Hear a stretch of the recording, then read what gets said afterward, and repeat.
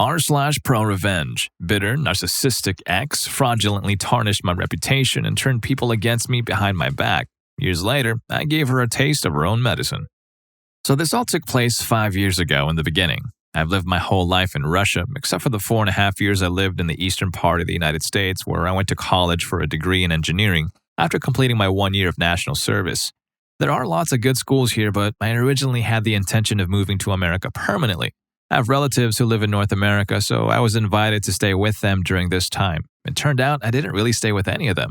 Because I am tall and good at sports, I also did the high jump and basketball while in school. I was never that good, but adequate enough to make the team to such a degree that I was retroactively given a small athletic subsidy while already enrolled. It made my tuition slightly cheaper, which for an international student was a concern even if my parents had high status regarding money. So while enrolled in college, I met my soon-to-be girlfriend, Natalia, a girl originally from Connecticut and a very wealthy family. Her major was fine arts, and we met in an English class and began dating.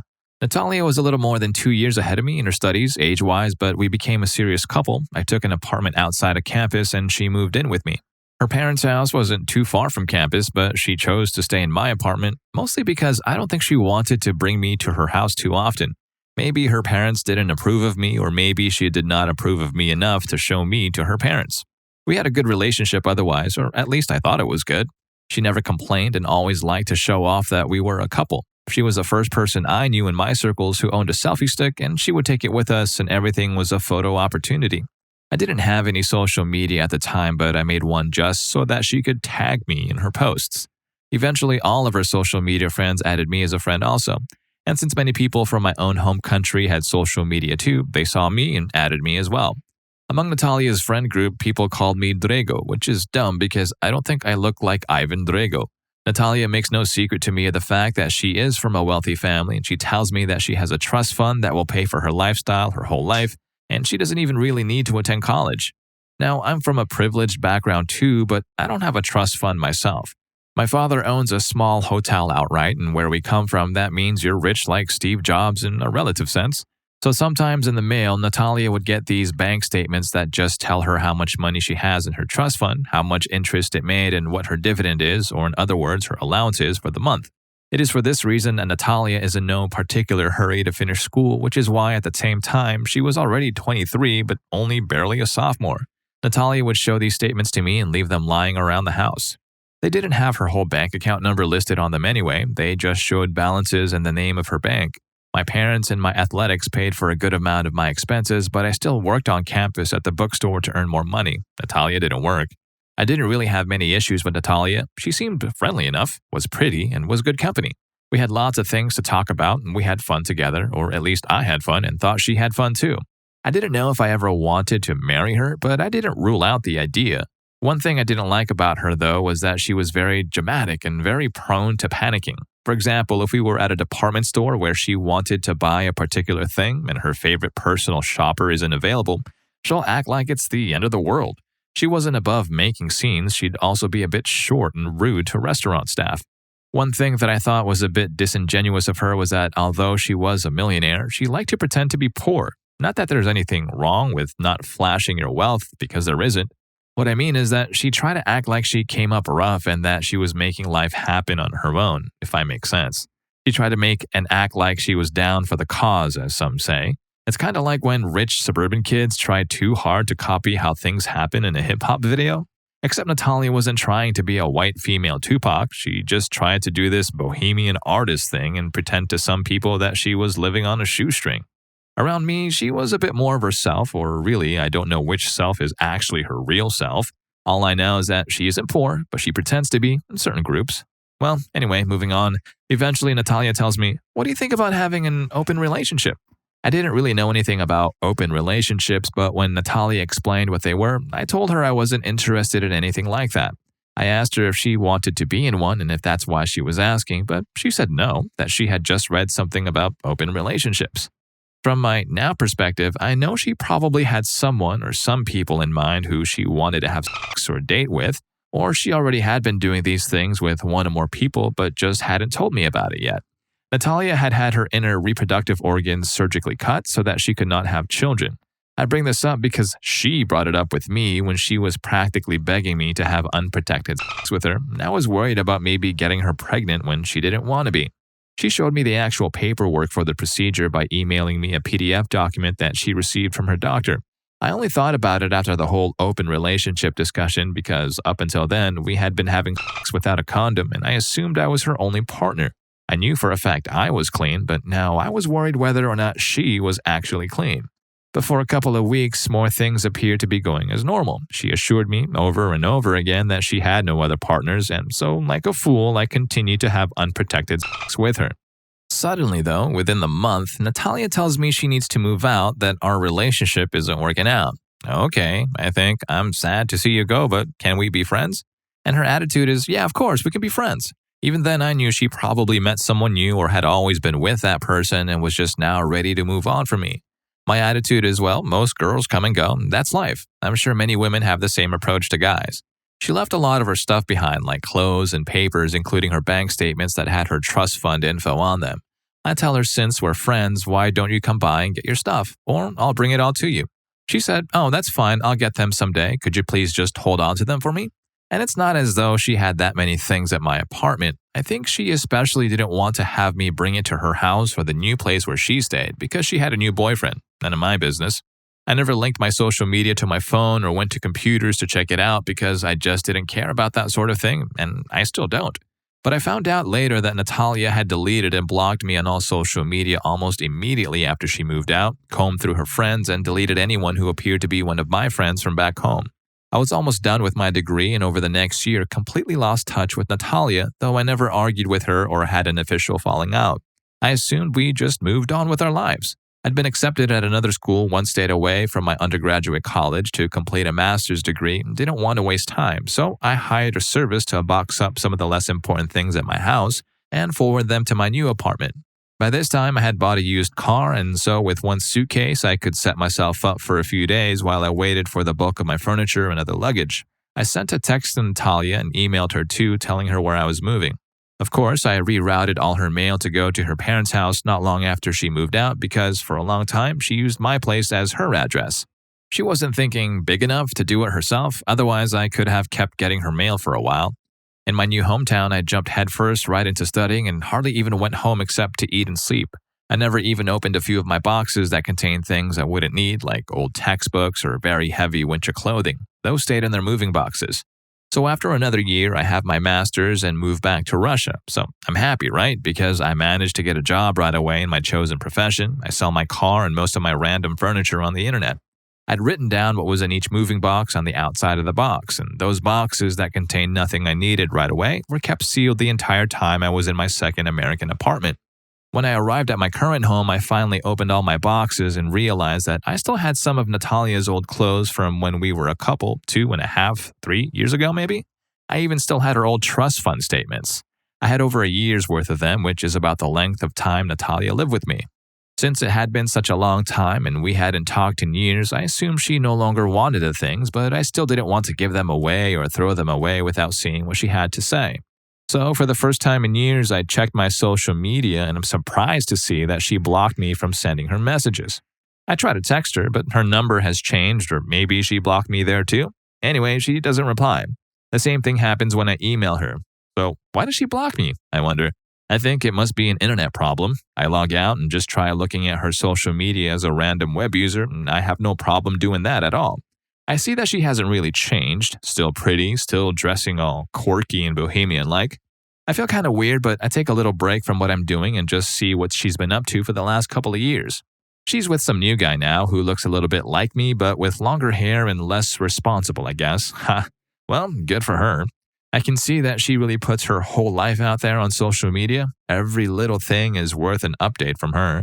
She's as dramatic as ever, and I do notice she's a lot more political than she was before. Well, that's good. It's always nice to believe in something passionately. I'm not at all surprised to see that, as usual, she portrays herself as a struggling artist who's making a way for herself in the big bad city. Whatever works for you, Natalia, work it.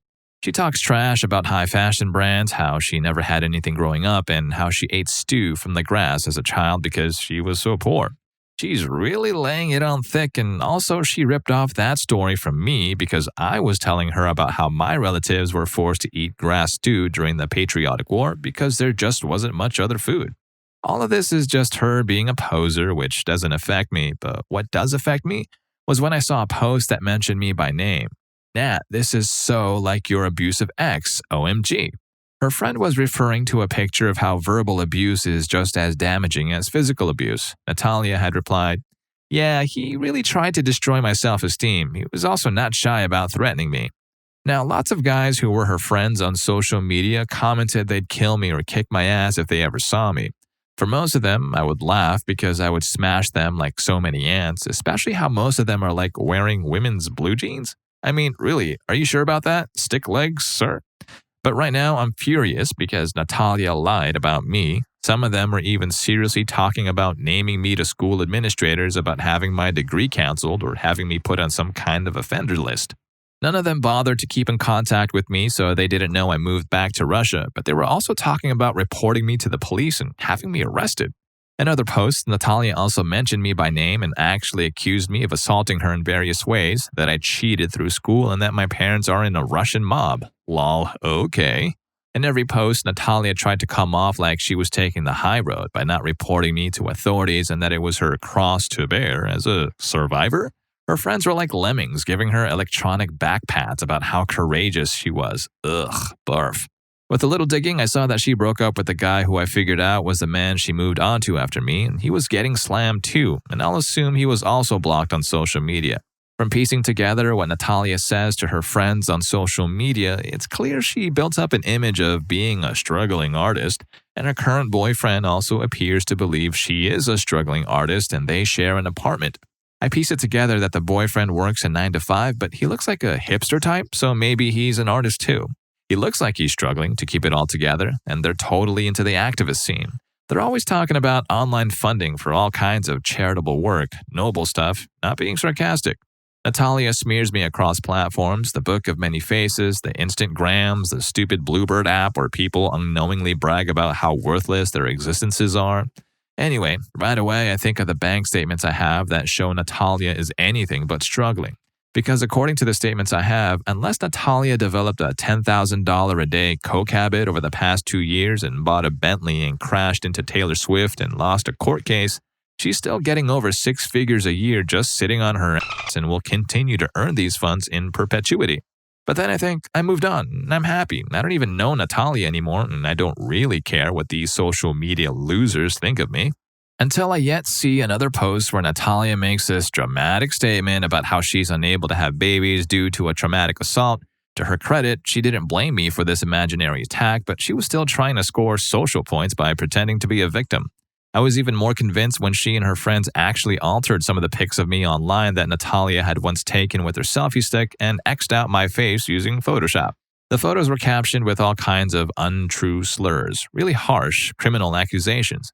And it's so funny how all of them are so eager to accuse me of being a criminal and are talking about how they will kick my ass if they see me, but none of them think of telling the police about any supposed crimes I committed. Seems really lazy, yeah? She also blamed PTSD for the fact that she was nearly 30 and still had not graduated from college.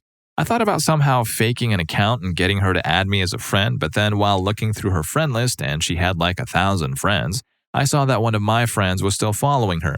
My friend doesn't speak any English and he doesn't spend much time on social media either, so he had no idea what any of these people were even saying. I noticed even long ago that it was weird that Natalia didn't include her parents on her friends list, but she explained by saying they were too old and didn't do technology. Maybe Natalia, but chill, your parents are like 52.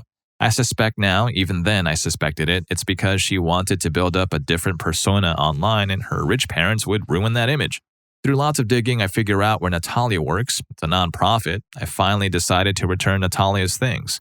I put her old clothes, many of them really expensive designer shoes and purses, into a box with her bank statements and addressed them to her nonprofit. I don't actually write Natalia's name on the outside.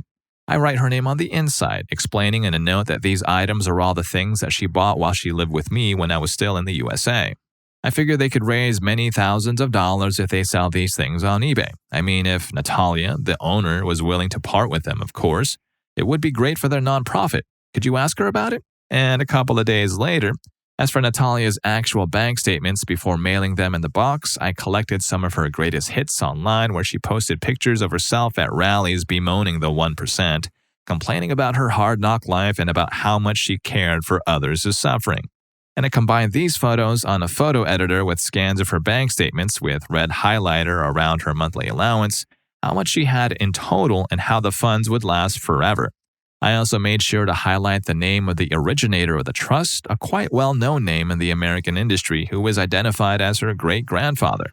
For each of the 12 statements, I add one of Natalia's hypocritical posts about being poor, struggling, living check to check, and how she depends on her art to survive.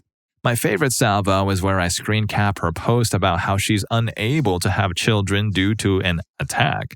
I merged this with the PDF she sent me where she paid over $10,000 to have her tubes wrecked. I made sure to highlight her parents' estate and zip code on the invoice, though I crossed off their exact address. I made my point, though, that the procedure, which took place a few years ago, was when she still lived with her parents in one of the most titanically expensive locations on planet Earth. My Russian friend and I spent the next fun hours spamming the walls of all of Natalia's friends with these pictures that show she's rich and a liar. All of them he had access to anyway, and it was well over 300. We make sure to fire similar battleship broadsides to her over-filtered and photoshopped account where she's always thinking she has a lie to kick it, and also sent her and all of her friends lots of bird calls on that other app. The fallout, man, was hilarious. The denial was sad and pathetic, but mostly hilarious. Credibility? Oh, that credibility. Oh, Natalia, it's destroyed. Why is your boyfriend so mad at you now? Did all the organizations you've liked on social media like it when they saw you were sitting on a fortune and yet claiming, I don't have any money, starving artist, LOL, but can I offer my time or homemade brownies, tee-hee? Day 1, friend count 1,234, subscribers 2,740, followers 1,080. A week later, friend count 620, subscribers 895, followers 466. Natalia, are you sure you're not James Charles? My friend doesn't speak English, but he and I are waiting to see if he'll be the last one eventually. And anyway, social castration and death need no translation. Months after that, I was curious to see later if she was online anymore. Poof, her profiles were gone, or at least the ones she had been using for years. I hope her boyfriend enjoyed his sudden come-up. It was probably an amazing day at the office for him to come home and learn that his bohemian hipster girlfriend was sitting on millions of dollars. To this day, I have no real idea why Natalia would do this to me to begin with. I was always nice to her and never even raised my voice to her. I can't remember even one occasion where we actually argued. It's a complete mystery to me. What isn't a mystery, though, is the fact that the nonprofit actually called me long distance to thank me for the box, and they made sure Natalia got it.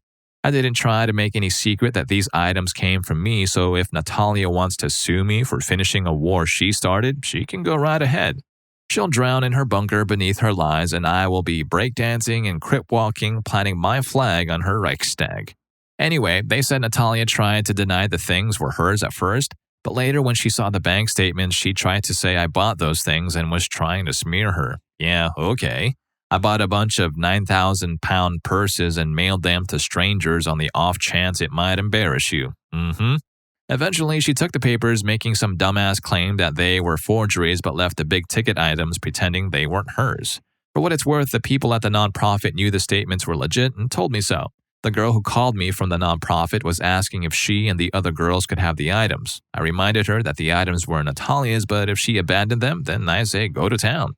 I asked if Natalia still worked there and if I could talk to her. Oh, no, sorry, they told me. Natalia moved back home with her parents.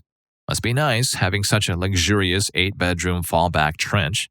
Live by the sword, Natalia? Enjoy getting impaled by it. I hope you enjoyed finally getting your stuff back. From Russia, with love.